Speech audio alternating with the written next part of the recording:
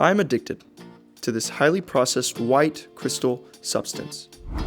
And so, as any responsible addict should do, I'm quitting for 30 days.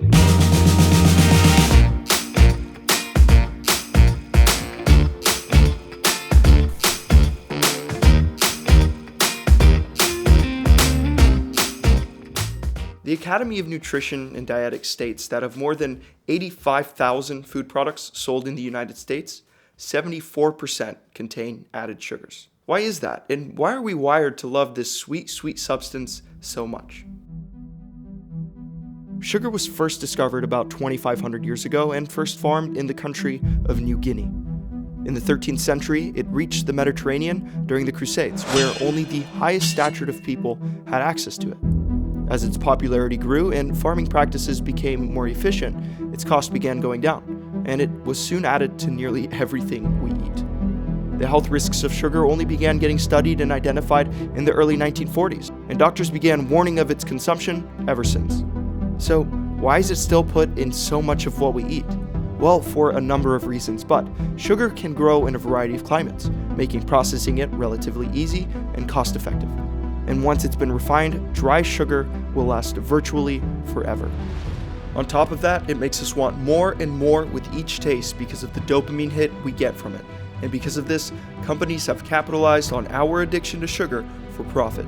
From a study published in 2007, deaths from heart attack and stroke, as well as cases of type 2 diabetes, are strongly linked to consumption of sugar. Specifically, 3.16 million deaths caused by sugar in that year. And considering in the last decade, sugar consumption globally has increased from 154 to 170 million metric tons, we can only assume that that number is now even greater. Kind of surprised I'm doing this experiment because I've had a sweet tooth for genuinely as long as I can remember. I put sugar on pretty much anything. I dip it in strawberries, add it to, yes, macaroni and cheese, and for the fun of it, sometimes I would even just pour it directly into my own mouth. So after long years of my ridiculous indulgence into this deliciously sweet substance, it's time to change things up.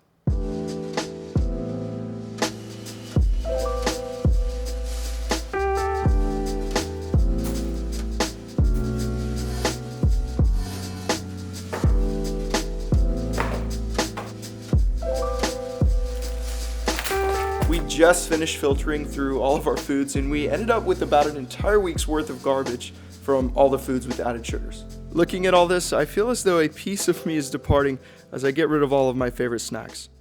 Also, right here, I want to clarify that I am cutting out strictly added sugars from my diet and not natural sugars. But considering it seems 75% of all the foods I eat contain added sugars, I'm beginning to think this challenge might be a struggle.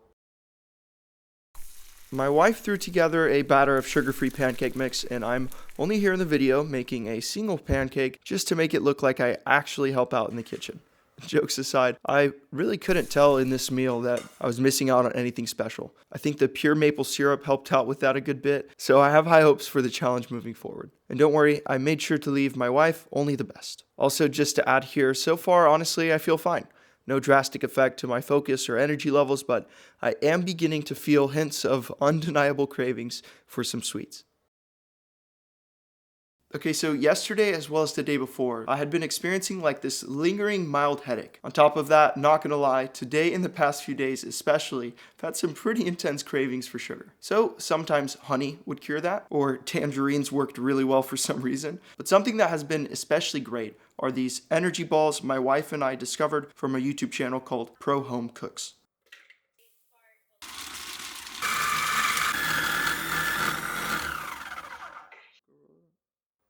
They are honestly so simple to make, and the primary sweetener is just blended dates and zested orange. And then you can just add some cashews and almonds and pretty much whatever healthy grain or nut you can think of. And for now, they have been satisfying my craving for both sweet and salty together. So it seems we're nearly halfway through this experience, and I just wanted to share some more about why I decided to start this challenge. Spending time with family during the holidays, one of my relatives shared an experience from growing up in the communist country of Romania. Once a month, they would save up enough money as a family to buy a single 12-ounce can of Dr. Pepper. This was such a special occasion that the whole family of 10 would gather around, open the can, and each person would take a sip and pass it on to the next. They did this until the can was empty. Hearing this story absolutely pierced my perception on both food and sugar, and I just wonder if my family's tendencies towards a high sugar diet came as a lack of sugar they were able to consume in their childhoods. Just some food for thought that I've been digesting.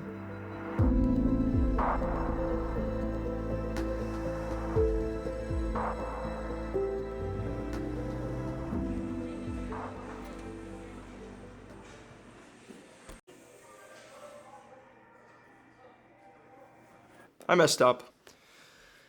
Yep. So my wife and I just moved from Tennessee to Houston, Texas, and we've been DIYing like this small scale remodel on our house. So taking my practically daily field trip to Home Depot, I was standing in line, got thirsty, and just without even thinking about it, went to the fridge, grabbed a Powerade. Didn't even realize it until I got home and the bottle was empty. 21 grams of added sugars.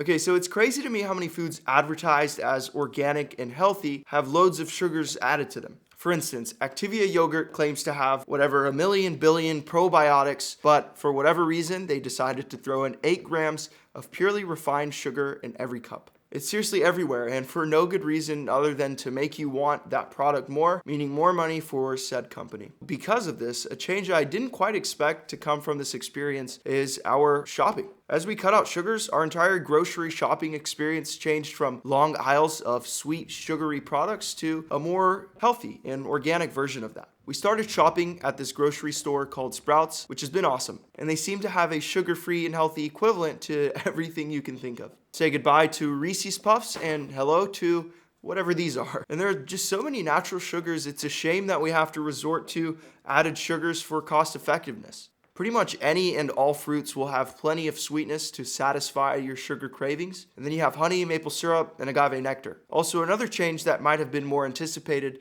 is we've been cooking our meals significantly more than usual. And I'm beginning to love this new healthy lifestyle.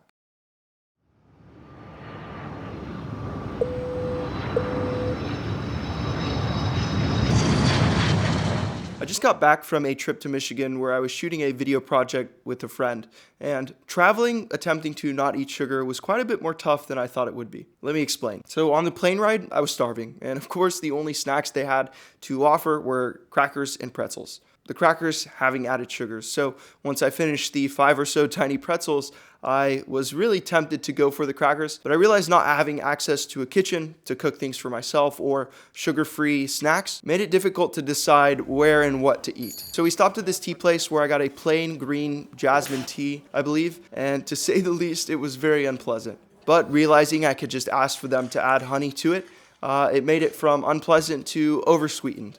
Regardless, I think it would be beneficial to have some like pre-packed sugar-free snacks, especially when traveling through the airport where it seems like everything is made of sugar. So that was just some of my experience while traveling while doing no added sugars.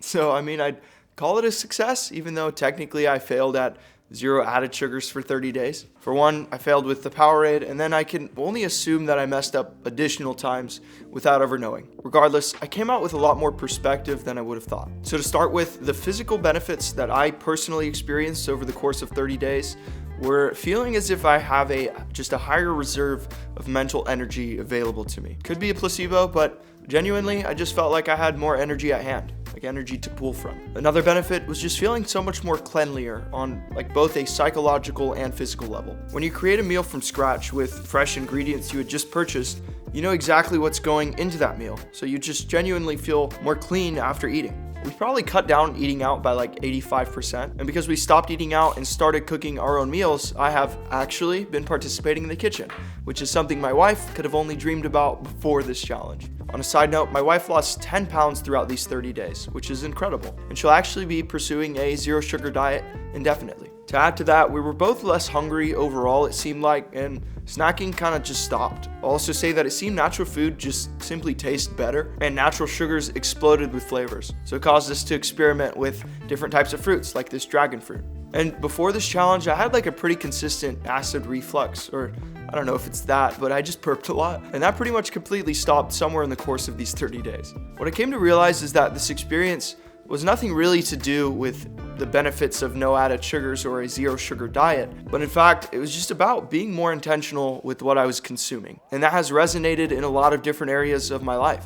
And on top of that, this challenge has probably forever changed my daily health and eating habits, and I have just become so much more intentional about anything that goes into my mouth. And I hope to have inspired you to look within yourself and ask, perhaps, is there something in my own life that I might be over consuming that I could probably take a break from? And whatever the answer to that is, I hope you consider taking steps to cut back on that.